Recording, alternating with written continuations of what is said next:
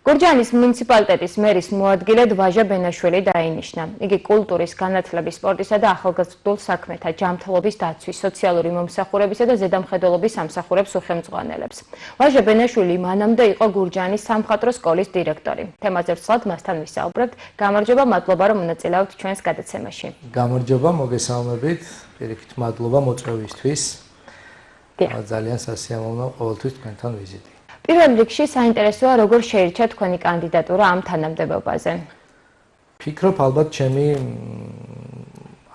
ორწლიანი მოღვაწეობით, ცოტა მეტით, გურჯაანის მუნიციპალიტეტში, იმ განხორციელებული პროექტებით თუ საქმიანობით, რომელიც ამ პერიოდის განმავლობაში, რომელშიც ვიყავი ჩართული ამ პერიოდის განმავლობაში, მე თავიდან კულტურის ცენტრში გურჯაანის მუნიციპალურ კულტურის ცენტრში დავიწყე საქმიანობა პროექტების მენეჯმენტის მიმართულებით და თავიდან ბოლომდე ჩართული ვიყავით მთელი გუნდი იმ სიახლეების დასანერგად, რომელიც განავითარებდა გურჯაანის მოსახლეობისთვის კულტურულ მიმართულებებს, უფრო მეტი ჩართულობა იქნებოდა, უფრო მეტი ღონისძიებები თუ აქტივობები დაიგეგმებოდა და განხორციელდებოდა. ასევე ამ პერიოდის განმავლობაში აქტიურად ვიყავი არამხოლოდ გურჯაანის მუნიციპალიტეტის კულტურის ცენტრის მიერ დაორგანიზებულ ღონისძიებებში ჩართული, არამედ ზოგადად მუნიციპალიტეტის მერის მიერ კულტურის მიმართულებით ღონისძიებებშიც და შემდეგ უკვე ბოლო პერიოდში ვიყავი სამხატვრო სკოლის გურჯაანის სამხატვრო სკოლის დირექტორი.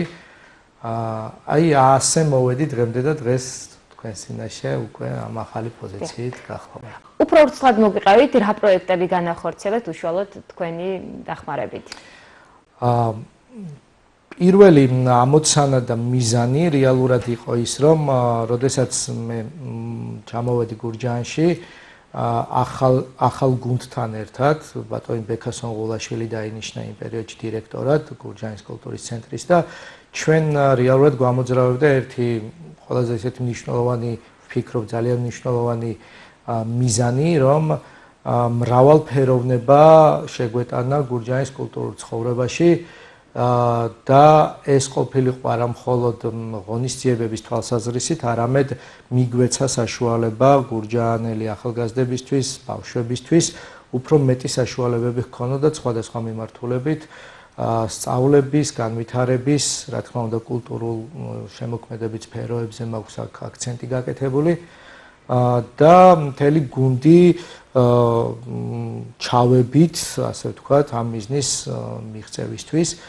დავიწყეთ თეატრალური მიმართულების განვითარება, საკმაოდ ბევრი ამ 2 წლის განმავლობაში 8-ზე მეტი პრემიერა გამოვუშვით.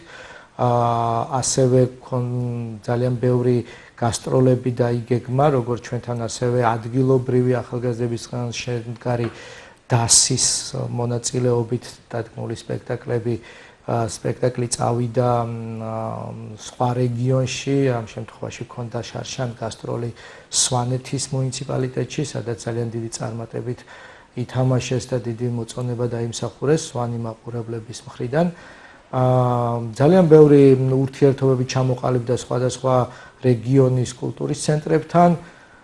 გაიხსნა კასკადიორების სკოლა, რომელიც საკმაოდ უცხო იყო გურჯაანის მუნიციპალიტეტში, ასევე საბავშვო სტუდიები თეატრალური მიმართულებით და ვფიქრობ ძალიან ბევრი რამე გაკეთდა ამ პერიოდის განმავლობაში, სადაც ჩემი ჩართულობა იდეიდან დაწყებული, განხორციელებით დასრულებული მეტნაკლებად ყველგან იყო და ვფიქრობ, რომ ეს საკმარისი არც არის გურჯაანის კულტურის ცენტრი თავის ამ მიზნის მიღწევას გააგრძელებს და ვფიქრობ ძალიან ბევრი წარმატება იქნება კიდევ ამ მიმართულებით. ეს როგორც ჩემი პირველი სამსახური, გარკვეულწილად ძალიან დიდი ის მაქვს სუბიექტური დამოკიდებულებაც და რეალურად აქედან დაიწყო ჩემი გურჯაანში მოღვაწეობა.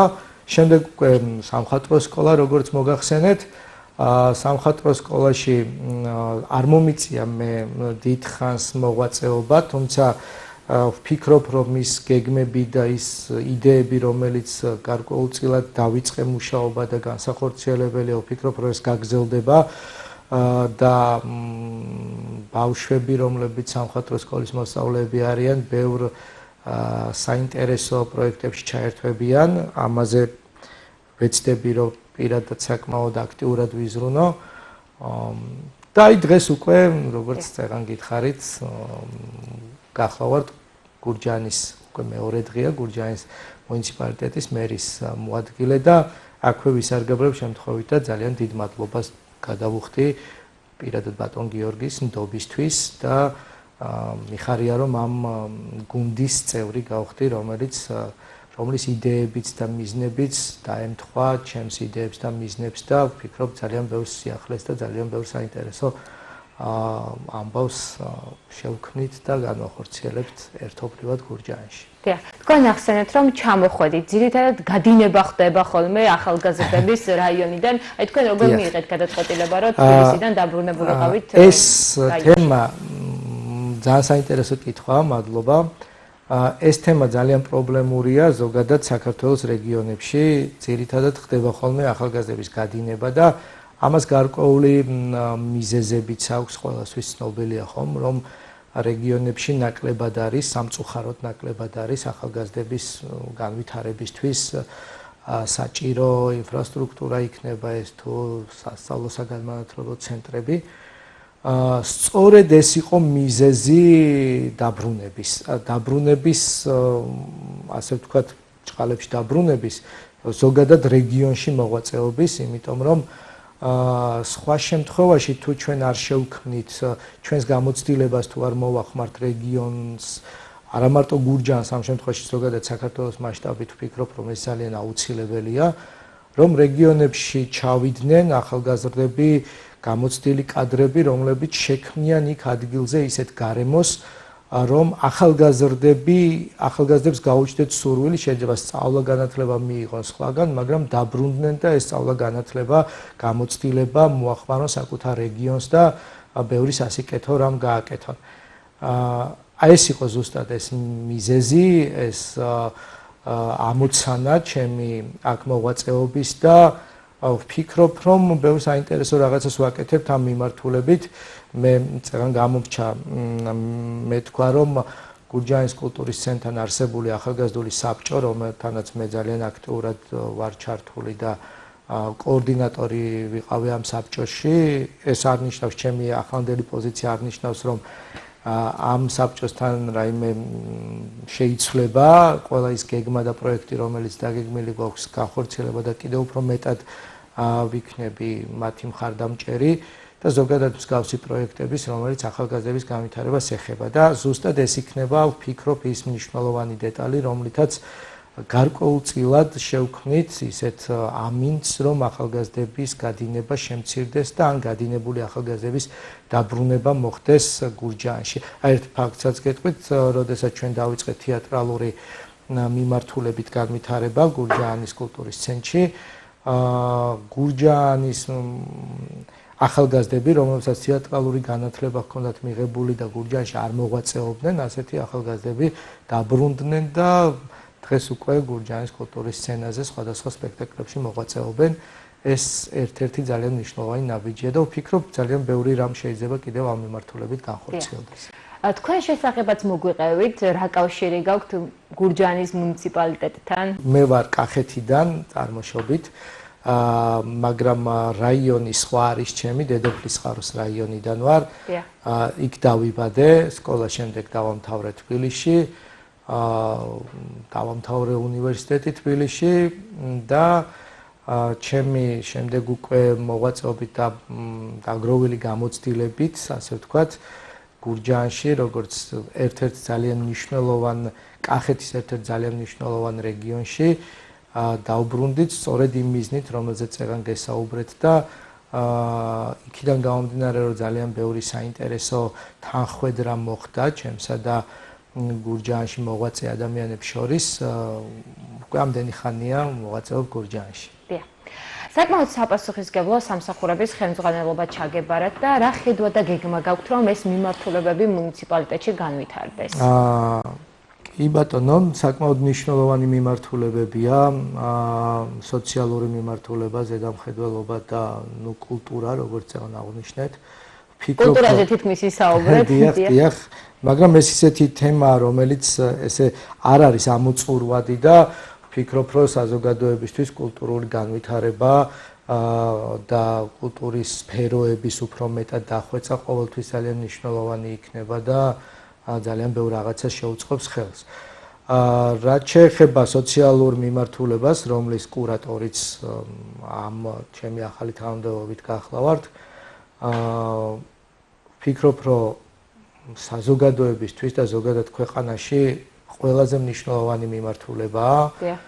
იქიდან გამომდინარე, რომ თუ სოციალური მიმართულებები, რაც უფრო მეტად განვითარდება სოციალური მიმართულებები სხვადასხვა ფენებში, არ აქვს მნიშვნელობა, მე არ გამოვყოფ აქ საზოგადოების გარკვეულ ფენებს, ზოგადად საზოგადოებაში მით უფრო მეტი ხარისხი დაიდება ადამიანების განვითარებისთვის და ვფიქრობ, რომ ძალიან მნიშვნელოვანი თემაა და აქვე აღნიშნავ, რომ გურჯაანის სოციალური სამსახური საკმაოდ აქტიურად არის ჩართული, მას 20 ქვეპროგრამა აქვს სოციალური მიმართულებით, რომელზეც ყოველდღიურ რეჟიმში მუშაობს და ყოველწლიურად უფრო და უფრო ვითარდება სოციალური მიმართულებით დახმარება საზოგადოების, უფრო ხელმისაწვდომი ხდება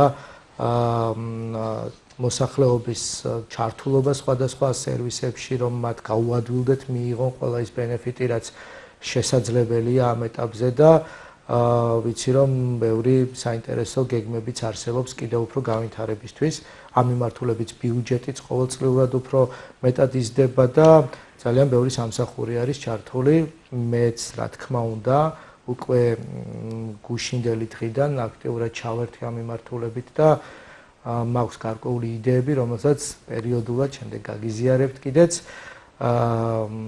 აქვე ძალიან ასე ვთქვათ, სიამაყით მინდა გითხრათ, რომ გაიზარდა 2025 წელთან შედარებით 2026 წელში ის აუცილებელი მიმართულებები, მაგალითად, რომელიც დემოგრაფიული პრობლემების მოგვარებას ეხება და ამ მიმართულებით სხვადასხვა სოციალური დახმარებების ბიუჯეტი გაიზარდა და ადამიანები უფრო მეტ დახმარებას მიიღებენ 2026 წლიდან, ეს საკმაოდ სასიხარულო ამბავია. აგერ შარშან თუ 300 ლარს იღებ და პირველ-მეორე ახალშობილზე წელს უკვე 500 ლარს მიიღებს და პროცენტულად რომ ჩვენ შედარება გავაკეთოთ, თითქმის გაორმაგებულია, ანუ მთლად არ არის გაორმაგებული, მაგრამ ასეთი სისწრაფით და ასეთი განვითარებით რო წავიდეს, ვფიქრობ, მალე მოწინავე რეგიონი ვიქნებით სრულიად საქართველოში. მადლობა, რომ მიიღეთ ჩვენს გადაცემაში მონაწილეობა, წარმატებას გისურვებთ.